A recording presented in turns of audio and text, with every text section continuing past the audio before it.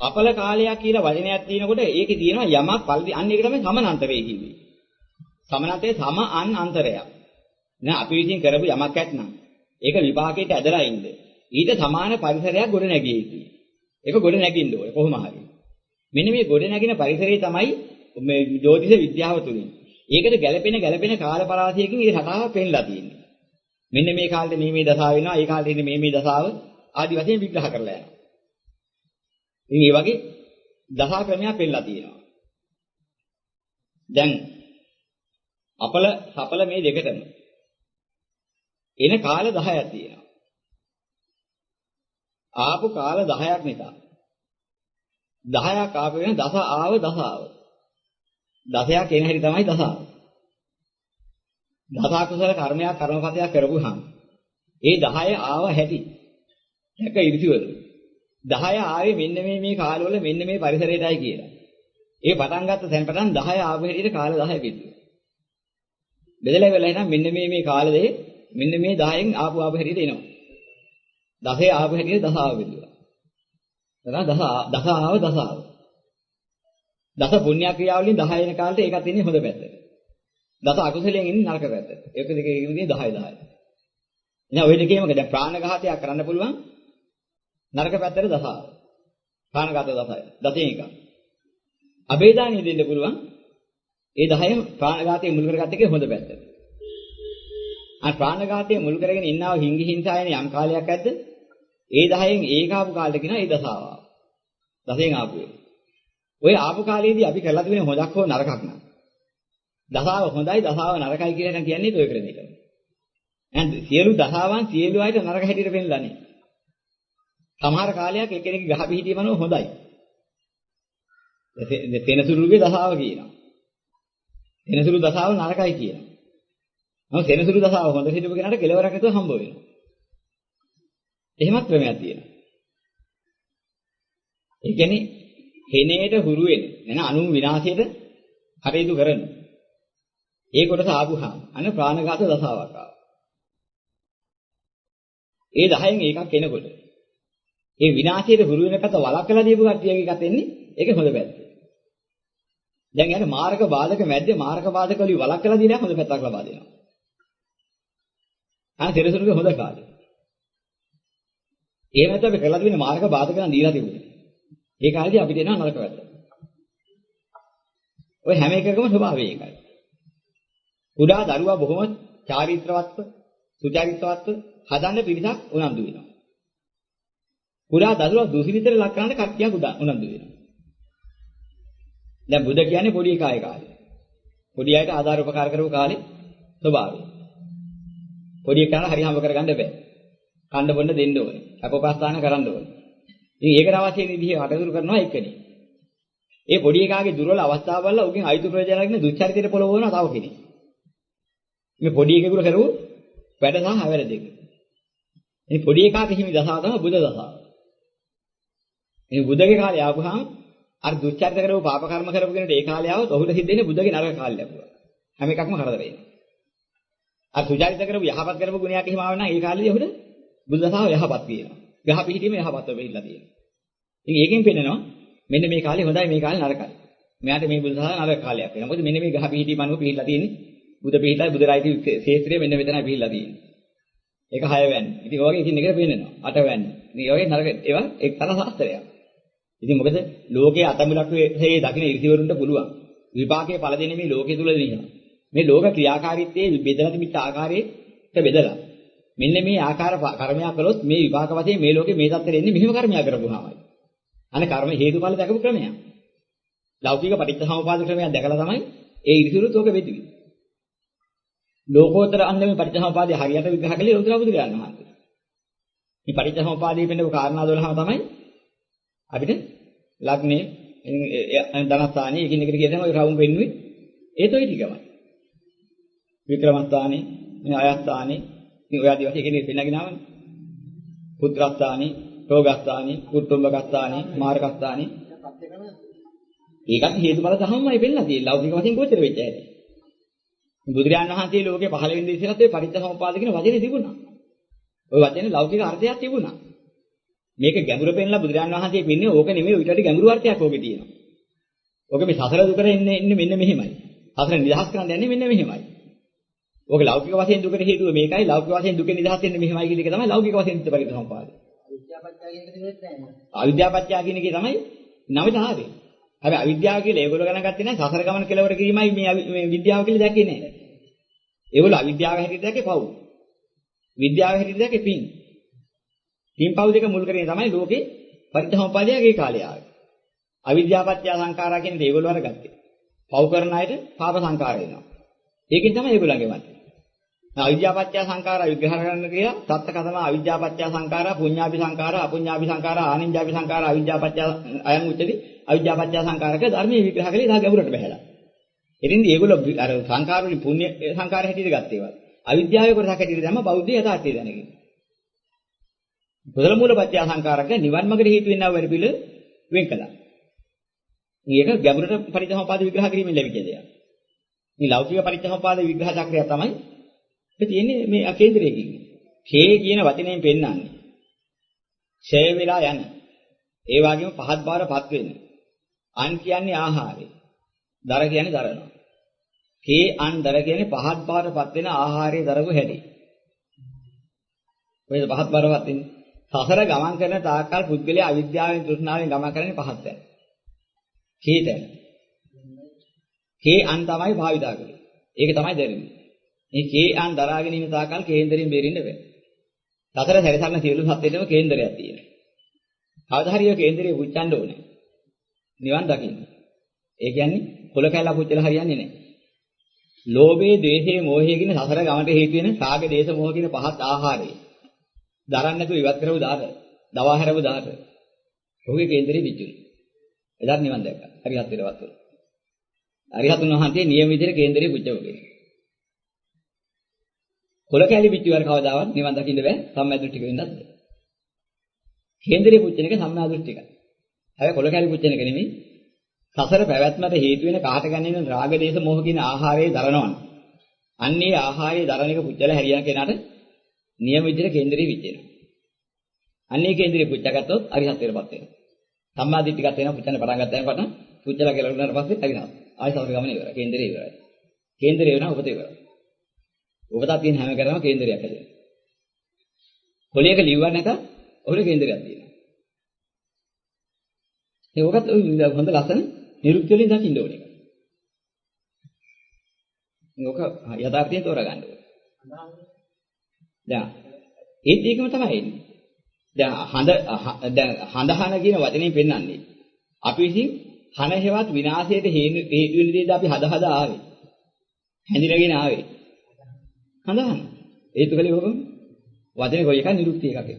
නිරුක්තියෙන් බලනකොට අර්ථ එකක් එන්නේ. හන කියන්නේ විනාශය.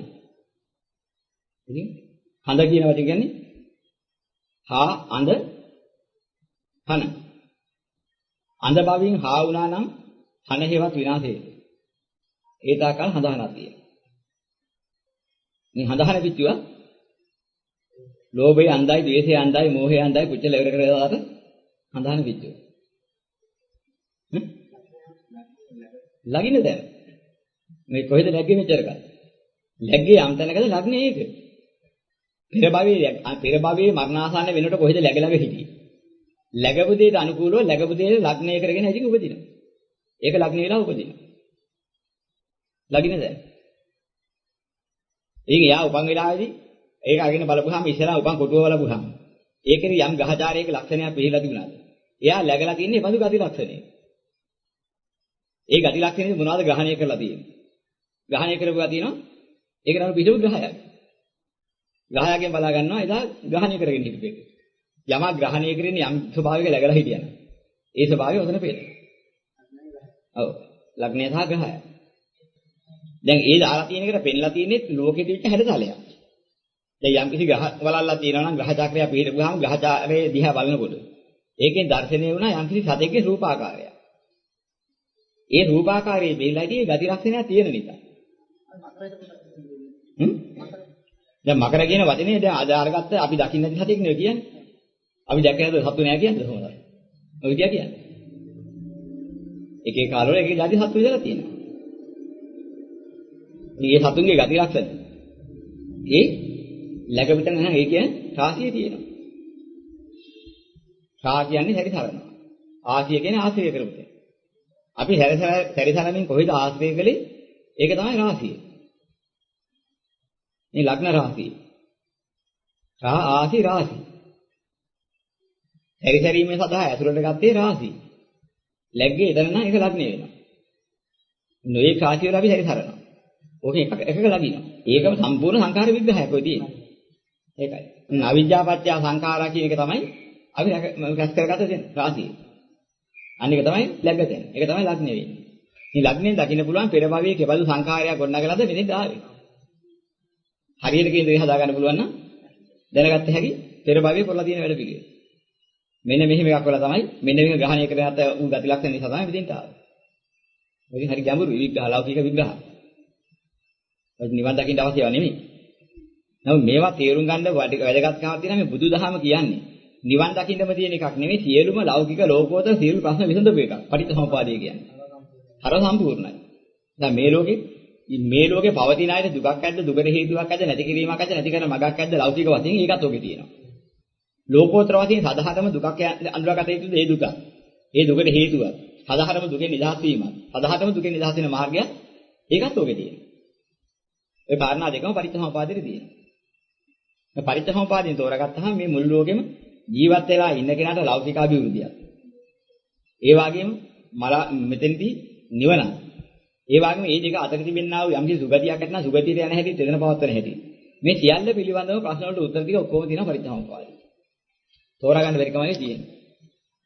ඔයින් අහ කරපු ධර්මයක් කතා කරන්න දෙයක් විද්‍යාවක් ලෝකේ. ලෝකේ සෑම විද්‍යාවක්ම පරිත්‍යාගපාදේ තුනේ කතා කරලා.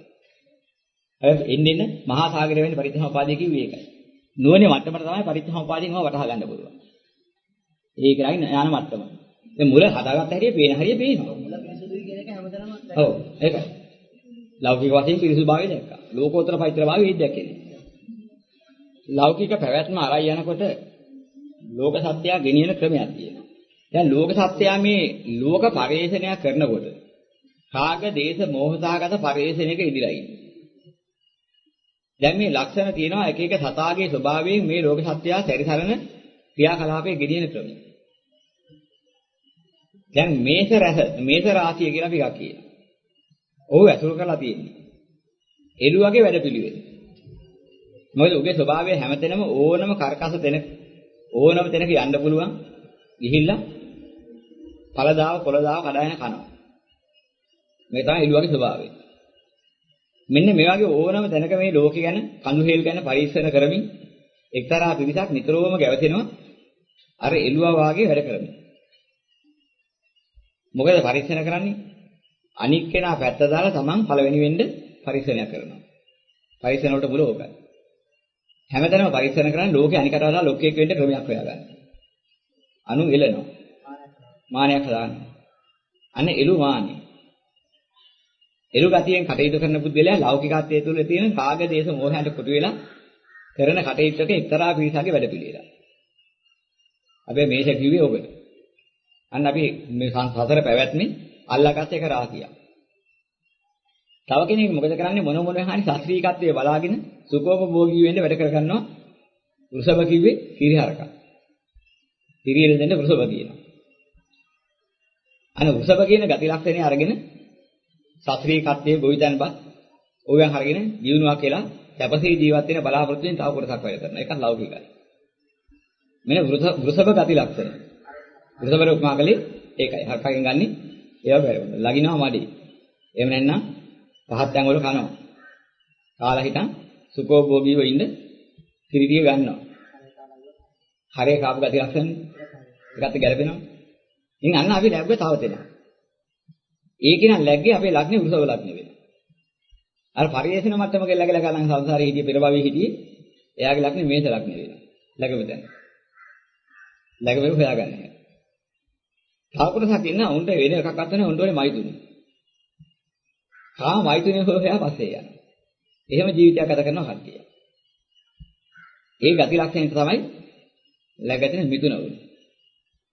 තව කෙනෙක් ඉන්න කවුරු මොනවත් කරන්නේ තමන්ගේ ගමන යන්නේ තමන්ට ඕනේ දෙන්නේ නමුත් හරි මගට නෙමෙයි හරහට යනවා. වැරදි වැරද්ද. හරස්කම යන ගති ලක්ෂණය තමයි කටක. ඔකට හේතුව හැම වෙලෙම තමන්ගේ හිතේ තියෙන කැමැත්ත. තමන්ගේ කැමැත්ත ඉර දුන්නාම ඇත්ත කොච්චර තිබුණත් කෙලින් යන මාර්ගය හොයාගන්න බෑ. කෙලින් යන මාර්ගය අවංකයි පිරිසිදුයි. නමුත් කාමසහගතයි, ඇදයි හරස් මාර්ගය. මේ සඳුර තැන දීලා, ඡන්දයාගේවත් හිතට තැන දීලා හරස් අතර යන නිසා කක්කුට්ට තමයි උපමාවට ගත්තේ කටක කියලා ලක්ෂණය. ගති ලක්ෂණය දුන්නේ සඳුට. මේ කටකේට සඳු අදුක. අයකට ගත්ත ආකාරය. මේ තේර පූජාධිපති. පූජ කියන්නේ තරංකාරී.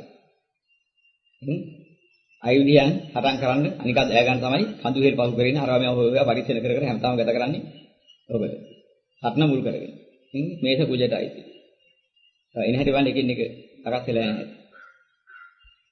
මේ වෘෂභ කියලා කියනවා සැප සම්පත්. සැප සම්පත් සිගුරුටයි. මේ වෘෂභ රාශිය සිගුරුටයි. ගති ලක්ෂණ අනුව රාශි බෙදෙන හැටි. බුධ හැමිලීම දැන් මිතුන කියන්නේ මෛතුන සේවනයේ දරුවත් එක්ක සම්බන්ධයේ දරු පරපුර සම්බන්ධයයි මෛතුනයි දෙකේ ආසන්න සම්බන්ධතාවය කොහොමද තියෙන්නේ?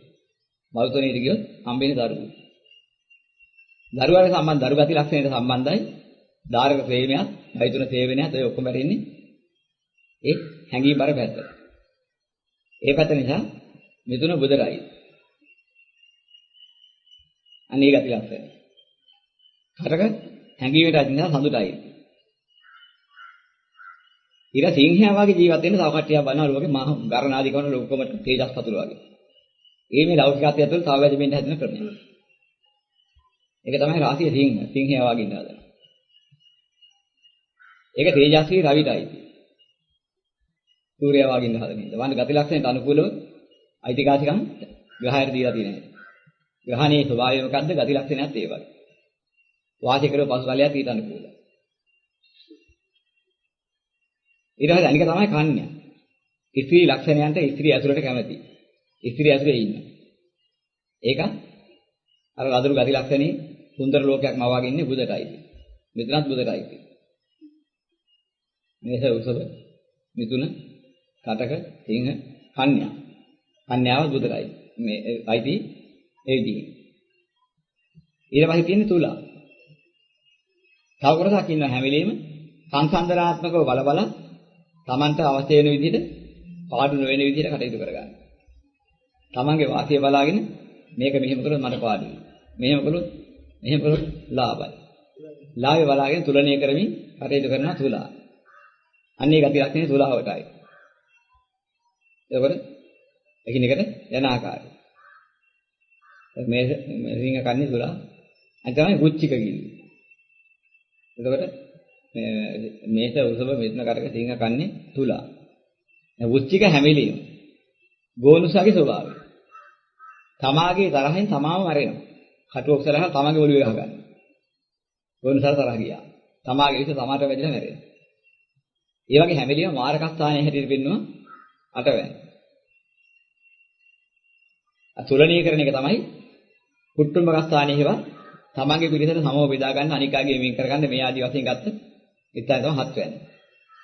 අට වෙන මාර්ගස්ථානයේ තිබ්බේ ගති ලක්ෂණේ උච්චික. හරපල්ස ගති ලක්ෂණේ විහ වෙන ගති ලක්ෂණේ තමයි එතන ගත්තේ. ඒතර එතනින් එහාට ගත්තාම 9 වෙනිට ගියාම ගත්තා දුන්නකි තමයි එතන වෙන්නේ. එතන 9 වෙනිට ගත්තාම කියන්නේ පුණ්‍යස්ථානීය කියලා අපි ඔකට කියනවා. දැන් ඔතනදී විද දමන දෙකක් තියෙනවා. එකක් තමයි විදලා බලනවා කියන විද්‍යාව. විද්‍යාන අර්ථයෙන් තමයි දුන්නේ කලේ යමකට විදින එක. එතන අරගත්තේ අර්ථය මොකද්ද? විද්දොත් තමයි ඇතුලේ තියෙන එක දකින්නේ. විද බැලීමට කියනවා විද්‍යාවෙන් බලනවා. විද්‍යාවෙන් බැලුවොත් තමයි පිනපව තෝරගන්නේ. හොඳ නරක තෝරගන්නේ. අන්න හොඳ නරක තෝරගන්න ස්ථානය පුණ්‍යස්ථානිය වුණා. ඒක ධනුවෙන් කරන වැඩේ ඉතින් තරගන්න. එතනින් ගත්තට පස්සේ මමත්වයෙන් තමයි මේ ලබා ගන්න මේ ලෞකිකත්වයේ ඔක්කොම කරගත්තේ. පින් කරගත්තෙත් ඒකට, අර ඔක්කොම කරගත්තෙත් ඒකට, උපක්‍රම කළෙත් ඒකට. එකතු කරලා එකතු වෙලා 10 වෙනිදා කරගත්ත එක.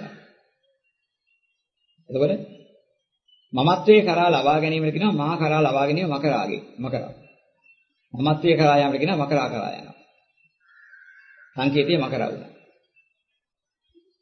එතකොට එතනින් අරගත්තට පස්සේ ගෙනහල්ලා හදලා ගත්තේ මමත්වයෙන් ගත්තේ රැස් කරලා තියාගෙන වත්කම් ඇති කරගන්නේ කලයට සම්බන්ධ කරලා පෙන්නනවා. කුඹ එකතු කරගන්නේ. එතනින් අරගත්තට පස්සේ මොකද කරන්නේ? කොච්චර හදාගත්ත තියාගෙන ඉන්න බෑ. ගමන ඇත්තල්ලා යන්න වෙලාවක් එනවා. එයාට සංසාර සාගරේ බීනන්න ඕනේ. මීනට ගිය. මාළුවට. දැන් මොනවා කරගත්තත් අන්තිමට චක්‍රය කරගලා තියෙන්නේ උපක්‍රමයෙන් හම්බ කරගන්නවා, කපටිකමෙන් හම්බ කරගන්නවා, ලාභකීර්ති ප්‍රශංසා ලබා ගන්නවා, භුක්ති විඳිනවා, ඔක්කොම කරනවා, එක්රස් කරගන්නවා, ගහමරා ගන්නවා, ඔක්කොම කරලා ඉතින් එකතු කරලා ආයතරයක් ඒවා උපක්‍රම විදලා ඉතින් ක්‍රම හොයා ගන්නවා, හදා ගන්නවා, හදාගෙන ඉන්න බොඩ ගහගෙන ඉන්නවා, දාන හැරලා ඉතින් සංසාර සාගරේ පීනනවා. ඔක තමයි කලේ. මේ ওই චක්‍රය තමයි ඔය 12 ආකාරයෙන් කිව්වේ.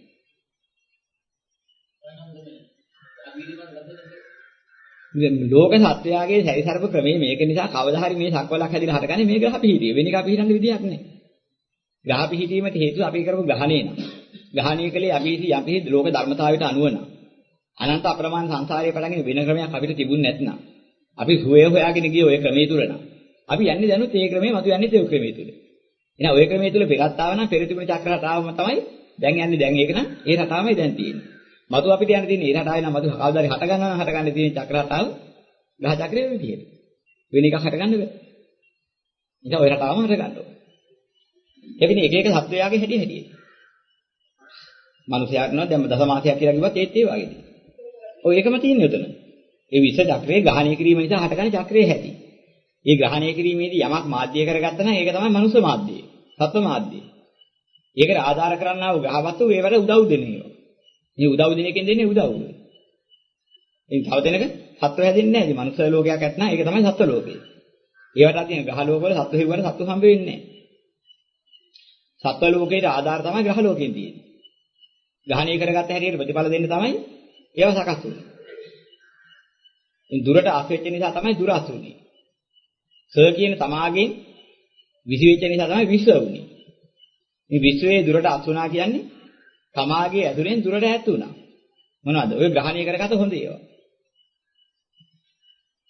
හොඳයි නරකයි කියන දෙකේදී නරකයේ තියෙනවා මහා නරකට බැස්සහම පොඩි නරකත් ඈත් වෙනවා. ඊට වඩා විශාල නරකයකට බැහැගත්තොත් ඒ මට්ටමත් ඈත් වෙනවා. දැන් බයින මට්ටමේ විතරක් මිනිහෙක් ඉන්නවනම් ඊටු ටික හොඳයි. ඒක ඉක්මවල ගහන මට්ටමට ගිහ බැනීමේ නතර වෙන්නේ නැහැ. ඒක දුරස් කරලා ගහන්න ගියා. තවත් දූෂ්‍ය වුණා. හැබැයි ගහනවට වැඩි තුවාල කරන්නේ නැහැ. තවත් දූෂ්‍ය වුණු ගහන මට්ටමේ නතර වෙන්නේ අතපය කඩනවා. තවත් දූෂ්‍ය වුණා. එතන ගහන මට්ටම දුරස් වුණා. අතපය කඩන මට්ටමින් ඉන්නේ මරනවා. අතපය කඩලා ඉන්න මට්ටමත් ඈත් වෙලා දුරස් වෙලා ගියා. ඔය ඔක්කොම විෂ කිරණ වශයෙන් ලෝකයේ විෂතයන් වශයෙන් ලෝකයේ දුරස්ව පිළිදෙනවා. ඔය අතර විදිහ හොඳ ඒවත් ඒක ඈත් වෙලා යනවා. ගහන්න නැතුව හිටපු හොඳ ගති ලක්ෂණේ ගහනකොට ඈත් වෙනවා. ඒකත් දුරට යනවා. දුරට අස් වෙනවා. බනින් නැතුව හිටපු හොඳ ලක්ෂණේ බයිනෝට ඈත් වෙනවා. හොඳ ලක්ෂණේ ඒකත් දුරට යනවා. ඔය ක්‍රමයට විශ්වයට ඈත් වෙනවා. අපි ස්වෛරීව නැගී හිටලා කරපුවක් තියෙනවා. අනුන් එකලා එකතු වෙලා කරපුවක් තියෙනවා මේ හොඳ නරක දෙකේ. ඔය දෙකම දුරට අස් වෙලා. සර් කියන තමන්ගේ විශ්වගත වෙලා. විශ්වේ පිහිටනවා. විශ්ව කියන්නේ සර් කියන්නේ තමා. විශ්ව කියන්නේ තමාගේ විසි වුණා. තමා ඇසුරු කරපු දේවල් කොයිතරම් දුරට විසි වෙලාද ඒ තරක් දුරට විශ්වය පිහිටනවා. ඒ විශ්වය තුල ග්‍රහ චක්‍රයත් එක්කලා ඒ ටික පිහිටනවා. ඒක තමයි ලෝක පිහිටීම. සර් සහ විශ්ව. දැන් හතර කේන්දරයේ පාළුව කියන්නේ toy ක්‍රමෙමයි. මොකද හතර කේන්දරයේ පාළු දෙන්නෙක් ඉන්නවා. දැන් මේකෙන් එකයි තද ජ්‍යොතිෂයේ බොහෝ වට භාවිතා කරන්නේ ඒකයි. හතර කේන්දරයේ පාලන උමහා කාලකන්ණි. ඔක තමයි අද භාවිතා කරන එකමදී.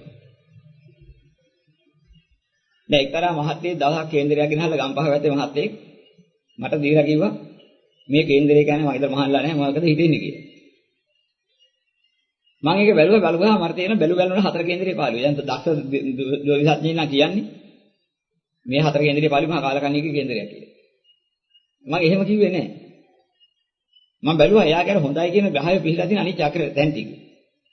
බලනකොට 11 වැන්නේ, 5 වැන්නේ, මෙහෙම හොඳ තැන්වල පිළිලා තියෙන 9 වැන්නේ, වීලා තියෙන මේ ග්‍රහය ටික ගිහිලා ඔක්කොම. බැලුමට මෙයාට මන් දැකලා තිබිච්ච ක්‍රමය අනුව හොඳ සුඛෝපභෝගී ජීවිතයක් ගත කරන්න තියෙනවා. තමන්ගේ පියවරු වාගේ බාහිර ලෝකේ ඉඳලා තමන් පෝෂණය කරන නිදහස් සුඛෝපභෝගී ජීවිතයක් ගත කරන කෙනෙක්ගේ කේන්දරය. මම යාට කියනවා මේ බුද්ධිලා සාමාන්‍ය කෙනෙක් නෙවෙයි. අනික් අයට වඩා බොහෝම විශේෂ ඇති බුද්ධලෙක්, මහ වාසනාවන්ත බුද්ධලෙක්. අනුන් හරි හම්බ කරලා දෙනවා පියෙකුට වාගේ දරුවෙකුට වාගේ සැලකමින් අනික් අයගේ සැලකුම් ලබන මෙන්න මේ සුඛෝපභෝගී ජීවිතයක් ගත කරන જાතිය කෙනෙක් වෙන්න ඕනේ මේක. නැක මේ කොහොමද ඒක කිව්වේ? අර වෙන එකක් ඕනේ නැහැ. මේක මෙච්චර කාල මේ කේන්දර බලන කෙනෙක් නොකියපු දෙයක්. ඕකේ මොකුත් පේන්නේ නැද්ද මහත්තයාට මේ කියලා වයින් අහනවා. ඔයගේ හතර පොළ ගැන. මම පේනවා. කවුරුවත් අහුවන කියන්නේ මේ හතර කේන්දර පාළුවේගේ කේන්දරයක් මම කාලකන්ණිය කියන්නේ. හරි හරියටම හරි තමයි මට ගිය තැන් වල කිව්වේ. නෑ ඒකයි මෙහෙත් බලන්න ආයේ. මම මේ ජෝතිය පිළිගත්තේ නෑ. ඔය කතාව උඩ. දැන් මට ඒ මහ ප්‍රශ්නයක් මතුවුණා. දැන් ජෝතිය පිළිගන්න වෙනවා. මොකද පිළිගන්න වෙන්නේ? මේක මේ කියපු කාරණේ අනුව මේ කාලකන්ණියෙක් නෙමෙයි බව ඇත්ත. මෙයා හොඳ දැනීමක් ඉගෙනීමක් ඇතුව හිටපු කෙනෙක් ඇමරිකාවේ ඉඳලා ආපු එක්තරා සුද්දෙක්. මේ ඉස්කෝලේ යන කාලේ මෙයාගේ මේ ස්පෝර්ට් මීට් වැනි දෙල්ලමකදී මෙයා පළවෙනි තැන ක්‍රියාත්මක වෙන හැටි දැකලා මෙයා කලිසරකම දැකලා. මෙයා කෙරෙහි බොහොම හිතවැටලා තමන්ගේ දරුවෙක් හැටියට හදාගන්න දෙමව්පියන්ගෙන් ඉල්ලාගෙන මුළු කෝටි ගානක දීපොළ ලියා දීලා මෙයාට එයාගේ දරුකම තියාගෙන. එක ගිහින්. දැන් මේ හදලා තියෙන මාලිගාවක් ආගියක් ඒ රට තාත්තාට කියලා එයා කියන්නේ. ගමේ මේ ලංකාවේ තාත්තායි රට තාත්තායි. ඒ ළමයා කතා කරන්නේ ඒ දෙන්නට තාත්තා කියලා. ඔය විදිහට. දැන් ඒ තරම් මහා විශාල ධනස්කන්ධයක් මේ ළමයාට ලැබිලා සුඛෝභෝගීව ජීවත් වෙනවා. කිසි අමාරුවක් ලෙඩක් දුකක් නෑ. ඉතින් ඒතර කියලා දැන් මේ කේන්දරේ විශ්වාස කරන්න මට දැන් තියෙන ප්‍රශ්නේ. මේ හතර කේන්දරේ පාළු කේන්දරේ වල්ලා මහත්ය කොහොමද එහෙම එකක් කිව්වේ? දැන් දැනගන්න විදියකුත් නෑ මං ගැන. මේ ළමයා ගැන දැනගන්න විදියකුත් නැතිව මට විශ්වාසයි. කිව්ව රටාව මොකද්ද? ඒවරාවක විග්‍රහ කරලා දුන්නා. මේ හතර කේන්දරේ පාළු වෙන ක්‍රම දෙකක් තියෙනවා. එක පුද්ගලයෙක් ඉන්නවා මේ ලෝකෙ මෙන්න මෙහෙම කෙනෙක්. ලග්නයෙන් පෙන්වන්නා වූ යම් දෙයක් තියෙනවා තමා විසින් තමාගේ පැවැත්මද, තමාගේ යහපතද, තමා ගොඩනගාගෙන ඉන්න ස්ථානයක් තියෙනවා. යම් පුද්ගලයෙක් තමන්ගේ අසත්පුරුෂ නම් කාලකණිනා. ඒ පුද්ගලයා තමන් ඉන්න තැන ගැන කිසිම දැකීමක් නැතුව ජීවත් වෙනවා. අනුන්ට යහපතට තමන් ඉන්න තැන හදන්නෙත් නැහැ. තමන්ගේ ගෙදර ඉන්න අයට සලකන්නේ කරන්නේ ඒවා කරන්නේත් නැහැ. උදව් උපකාරයක් කරන්නේත් නැහැ. සත්‍විකත්වයක් බලන්නෙත් නැහැ. ඔය තියෙනියා විනාශ කරගෙන ජීවත් වෙනා ගෙදර තියෙනියා. ගෙදර වඩුමුට්ටු විකුණනවා. හරක් ගහනවා මොන හරි මත්පැන් බොනවා. දුරාචාර වලට යනවා. ඔහොම ජීවත් වෙනවා. ඒතර එයා හරි හම්බ කරන්නේ නැහැ, රස්සාවක් කරන්නේ නැහැ, මොකුත් නැහැ තියෙනියා විනාශ කර කර ඉන්නවා. දැන් පළවෙන්නත් විනාශයි, හතරවෙන්නත් විනාශයි. පවුලේ ඉන්න අයට මහා කරදරයක් කරනවා මිස පවුලේ අයට කිසිම උදව්වක් උපකාරයක් කරන්නේ නැහැ, හත්වෙන්නත් විනාශයි. එයා මොනවද හදාගෙන කරගෙන ඉන්නේ ඉනිරියක් දැන් නැති කරලා ඉන්න කාලකන්ණියෙක් නිසා 10 වෙන්නත් විනාශයි. එයා මේ ග්‍රහණය කරන්නේ නැතුව හිටියා මේ හතර පොළොව. හැබැයි හොඳට නෙමෙයි අසත්පුරුෂකමට, නින්දිසකමට, තුච්චකමට. මෙන්න මෙයා ගිහිලා උපන්නොත් ඔය හතර පොළොව පාළු වෙලා ග්‍රහණය කරගත්තේ නැතිව කාලකන්ණිය කියලා උපදිනවා. කරෝපාපේට විපාකේ වගේ. අන්න හතර කේන්දර පාළු කාලකන්ණිය. තවත් කෙනෙක් ඉන්නවා. පින්දහම් කරමින්, ගුණදහම් වඩමින්, අලෝභ, ආදේශ, අමෝහ සහගතව ජීවත් වෙනවා. ඒ ජීවත් වෙන පුද්ගලයා ගෙවල් වල තියෙන වැඩ අනික ඕන කෙනෙකුට කරගන්න කියලා නිදහස දීලා. තමා නිදහසේ පින්දහම් කරමින් ජීවත් වෙනවා. එයාත් ළඟින් දෙන අල්ලාගත්තේ නැති කෙනෙක්. ඒ වගේම එකතු කරගෙන හරි හම්බ කරගෙන ජීවත් වෙන යමක් තිබුණා. එයා මට රැකී රක්ෂා ලොකු නෑ. මට ඊටතර මේ නිදහස් සෝයේ ලොකුයි. පින්දහම් කරගෙන තනතිල්ල ඉන්න එක ලොකුයි කියලා. ඒකට තන දෙනවා. එයාත් හතරවැන්න ග්‍රහණය කළේ නෑ. පෞලි අය සමග සමගිය සමාදානයේ විනෝදයේ වින්නට වැඩි. බුදකලා විවේකව සිල් සමාදන් වෙන එක මේ ආදි වශයෙන් ජීවත් වෙන එක මට ඊට වඩා ලොකුයි. යා කුටුම්බගත ස්ථානිය අල්ලගත්තෙත් නෑ. ඒකිනුත් මිදුණා. අනේ මගේ කිය ගොඩ ගහගෙන ඉඳලා මට ඇති වැඩකුත් නෑ. 10 වෙනි ස්ථානිය අල්ලන්නේවත් ගහණේ අත්හැරියා. එයා ඔය හතර ඇත්තලා මහා පින් කඳක් වශයෙන් ජීවත් වෙනවා. මෙසේ ජීවත් වෙන කෙනාගේ උප්පත්තියේදී ඔය හතරේ ග්‍රහය නැතුව උපදින. හැබැයි මහා පිනට පහළ වෙච්ච ග්‍රහ පිහිටීමක් ඒක ඒ නිසා යාට අසීමිතව ලැබෙන සුඛෝභෝගී සියලු ආකාරයෙන් පුරන යහපත් ජීවිතයක් ගත කරන්න ලැබෙනවා. ඔන්න ඒ කාරණා දෙක බලපුවම ඔබ තේරුවා ගන්න. අන්න අර හතර කේන්ද්‍රයේ ග්‍රහය නැති අයගේ ග්‍රහණය කරපු අසත්පුරුෂ තැන්වල පිළිලා තිබුණා. එයා කාලකන්ණි ජීවිතයක් ගත කරලා තියෙන කෙනෙක්. ඒ වගේම යහපත් ඇත්තට ජීවත් වෙලා හිටියෝ. ඒ ග්‍රහය ටික පිළිටනවා යහපතට පිළිටන අනිත් ස්ථානවල. අන්න ඒකෙන් තෝරා ගන්න ඕනේ. එයා මහා පුණ්‍යවන්තයෙක් හැටියට හිටපු කෙනෙක්. ඒකයි ක්‍රම දෙක. ඉතින් හතරක ඉඳලා පාළු ක්‍රම දෙක ඔන්න ඔයකින් තෝරා ගන්න ඕනේ. වචින් ලෞකිකත්වයේ තුලත් ඒ හේතුඵල න්‍යාය තුල හොඳට පැහැදිලි. ඉතින් ලෞකික වශයෙන් ලෝකෝත්තර වශයෙන් පරිත්‍යාසම්පාද දහම් න්‍යාය සියල්ලටම පොදුයි. සියල්ලම සංකතයි පරිත්‍යාසම්පන්නයි කිව්වේ ඒකයි. සංකත නොවන පරිත්‍යාසම්පන්න නොවන කිසිම දෙයක් මේ ලෝකේ පහළ වෙන්නේ නැහැ. එහෙනම් දුක හට ගන්නේවත් සැප හට ගන්නේවත් ලෞකික සියලු දේ සංකතයි පරිත්‍යාසම්පන්නයි. එහෙනම් පරිත්‍යාසම්පන්න රටාවෙන් අපි විග්‍රහ කරන්න පුළුවන් වෙන්න ඕනේ. ඒ දේ පරිත්‍යාසම්පන්න වෙන්නේ කොහොමද? ඒතර මේ ලෝකේ තියෙන සියලුම දේ පිළිබඳව යථාර්ථයන් දැනගත්තා. මේ තුලින් අපිට වැදගත්ද නිවනට යම. ඒ ටික හොයාගත්තාම අපිට නිවන් දකින්න ඇති. නමුත් මේ ලෝකෙම පරිත්‍යාසම්පන්නව හැදිලා තියෙන ආකාරයේ පරිත්‍යාසම්පන්න ක්‍රම රටා තියෙනවා. පටිච්චසමුප්පාදයේ සාගරයක් වාගේ කියලා දේශනා කළා. මේක මේ එකම ක්‍රම රටාවක එකම අදහසක් පෙන්වන්න පින්නපු පුංචි කොටසක් නෙමෙයි. පටිච්චසමුප්පාදිය කියන්නේ සාගරයක් වැනි මහා විශාල පරාසයක විහිදලා ගිය මහා දැනුමක්. සියලුම දේක හේතුඵල න්‍යායයන් පෙන්නලා තියෙනවා.